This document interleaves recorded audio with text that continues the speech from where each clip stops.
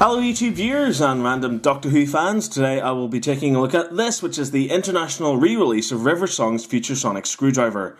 And I really hope it's much better than the UK re-release from last year, which received quite a reaction from me over its lack of features. Get back here! Yes, so here's hoping this one is much better.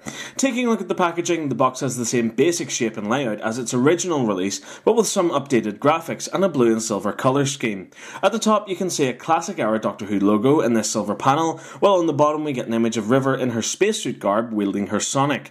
Beneath this, a panel confirms that this is from the 10th Doctor's era, of course appearing in Silence of the Library and Forest of the Dead, and yes, it is River Song's Future Sonic Screwdriver.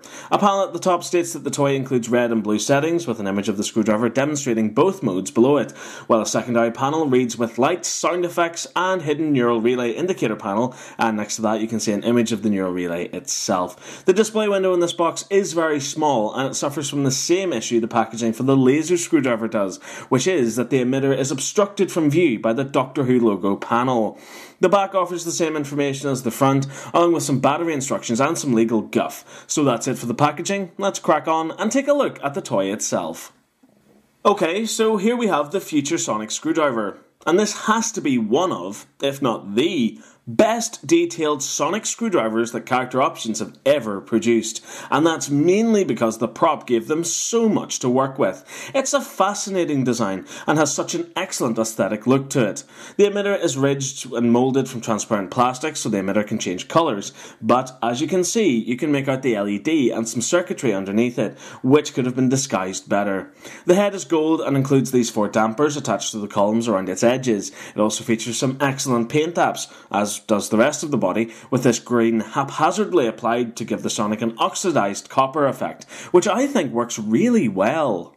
Moving on to the main body of the screwdriver, we get this panel which houses the neural relay, but more on it later. I love the small inclusion of these minute screws around the frame of the panel, which look as though they've been taken straight from the prop, as several other screws have been moulded onto the body of the Sonic in various places to really give it a screen-accurate look.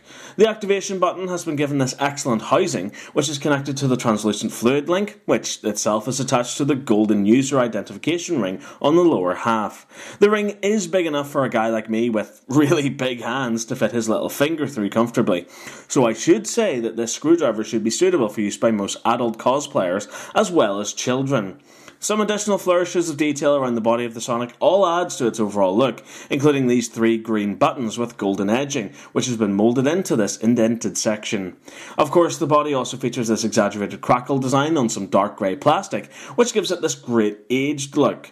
2 golden rings with some receded sections round off the bottom of the body, while the long black end cap features some golden panels running around it and a silver tip.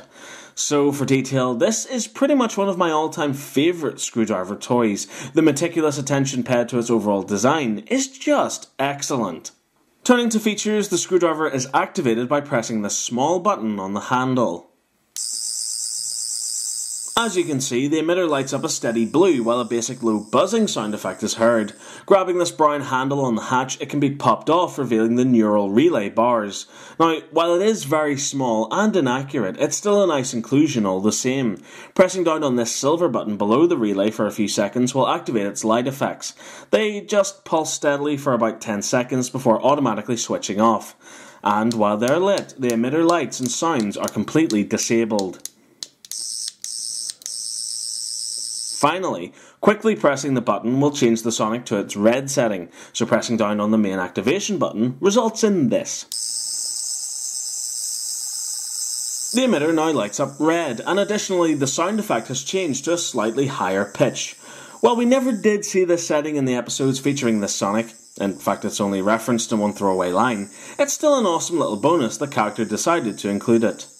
Battery installation is fairly easy. You twist the black end cap until this grey tab has moved from the left to the right, then pull it to slide it off, which will reveal the battery compartment panel. This can then be removed via a Phillips head screwdriver, allowing you to access the batteries themselves. Doing a size comparison, it's plain to see that River's Future Sonic is one of the smallest out of character's range, being only bigger than the Sonic Screwdriver penlight which is included with Captain Jack's vortex manipulator. So overall, what do I think of this toy? Well, I love it, I love it, I love it! The future sonic screwdriver features one of the most intricate and visually appealing designs I have ever seen. The oxidized copper effect, which has been replicated here using that green paint, just gives it so much character, while the dampers and ID ring add a spark of personality. I'm so happy that this Sonic has been re-released with all of its original features still intact, unlike the UK version which lacked the red setting and neural relay functions, which I think really gives the Sonic its extra kick. True, the neural relay bars are inaccurate and far too small, and I would really have loved for them to turn off one by one, or even include a sound effect, but at this point I'm willing to take anything. The ability to change the Sonic from red to blue settings is an inspired inclusion, but I don't like that the button to do this is located under this panel, which is meant to be hidden anyway, and I think this red section here would have been better suited as the button to change the Sonic's modes. But, of course, the few problems I do have with it come from my never-ending search for perfection, and I'm sure regular human beings will have no issue with its effects whatsoever. Additionally, I've been scouring this Sonic for any sign of legal kertwink, and you want to know where I found it? Moulded onto the battery compartment. The battery compartment that's hidden from view when the Sonic is fully constructed, so it doesn't detract from the Sonic's overall appearance? Good move, character. Good move. And so that brings us to the end of this review. Thank you very much for watching. I really hope you enjoyed it. If you did, remember to stay subscribed for more videos and keep up to date with all my latest news and reviews by liking my Facebook page and following me on Twitter. Thanks again for watching, and remember to keep following the nerd. Goodbye.